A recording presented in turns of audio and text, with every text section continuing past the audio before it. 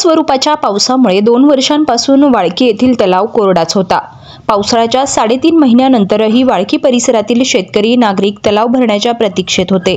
मात्र परतीच्या जोरदार पावसाने अखेर 2 वर्षांनंतर वाळकीचा धोंडेवाडी येथील 108 दशलक्ष घनफूट क्षमता तलाव पूर्ण क्षमतेने भरला असून तलावाच्या सांडव्यावरून पाण्याचा जोरदार प्रवाह नदी पात्रातून वाहत आहे।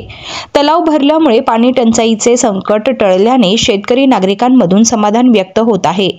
2 वर्षांनंतर तलाव भरल्याने भाजपाचे जिल्हाध्यक्ष दिलीप भालसिंग, माजी जिल्हा परिषद सदस्य बाळासाहेब हराळ, पंचायत समितीचे माजी उपसभापती रंगनाथ निमसे, धर्मराज शैक्षणिक संस्थेचे सचिव विक्रम कासार, उपसरपंच दादासाहेब कासार, पंचायत समितीचे माजी सदस्य संभाजी कासार, उद्योजक संदीप जाधव, माजी उपसरपंच शिवाजी लोखंडे, युवक काँग्रेसचे तालुकाध्यक्ष लक्ष्मण गोरे यांच्या हस्ते तलावातील पाण्यात श्रीफळ आणि पुष्प वाढवून जलपूजन करण्यात आले। यावेळी ग्रामस्थ उपस्थित होते।